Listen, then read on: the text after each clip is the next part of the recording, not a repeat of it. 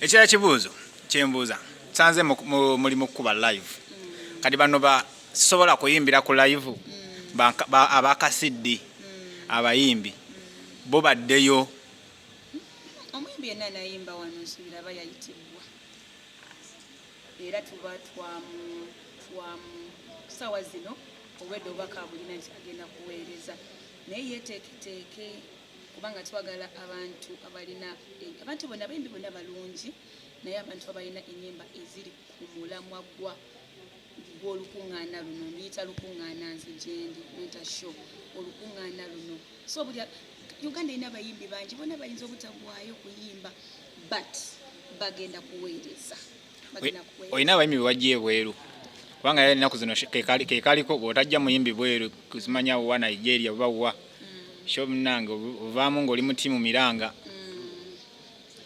nayise omwoyo omutukuvu era ye waali yatuuse dda mu kifo kino ye mugenyi omukulu.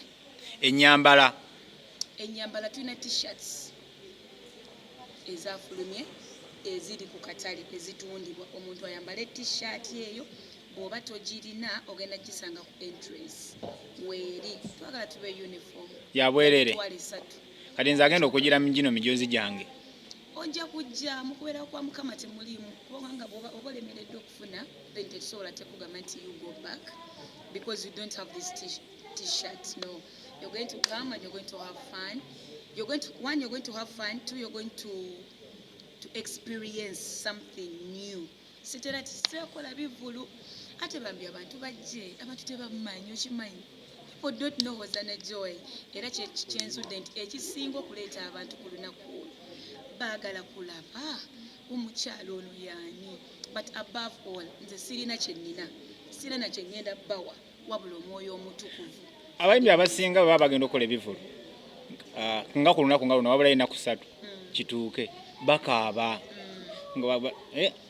nga bantu bajja okukaaba tukusuubira eddi nze sirina kabaddi kengenda kukozesa sirina muntu gwe ngenda kukozesa kuyita bantu sirinaawo kintu kyonna nagambye nasabye 2 I believe in myself 3 I'm starting up a new phase music industry, gospel music industry. So there is something I'm creating and I want people to start believing in themselves that bwembanga nze joy nsobola mukama abantu akwadde omukisa osobola okuyimirira nga gwe n'oyita abantu ne bajja mu kubeerawo kwa mukama. At the end of the day buli omu akola show ng'alina ekiruubirirwa njagala kola kino njagala mumpe ssente nkole kino nze mbayise ensonga ebayisizza eri emu mujje twebaze Katonda kyokka jangu obeereko mu presence ya mukama ng'ozze mwebaza bw'ona owulira ng'okwatidde wako ng'olimba ono olukuwa omukisa ojja kubeera omukisa eri obulamu bwange naye nga kyenjagala tukuŋŋaane wamu ng'eggwanga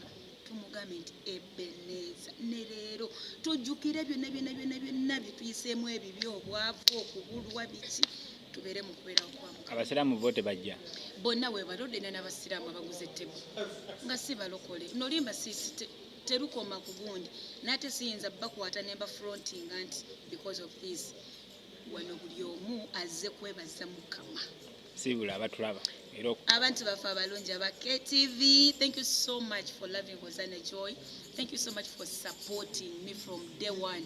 Mwanzikiririzaamu ne munda gw'okwagala nkuze mulaba 5 years gino kinkyusiza nnyo so thank you so much.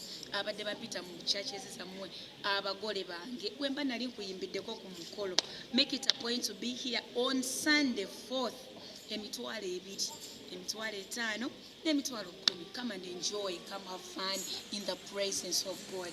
You want to regret you coming.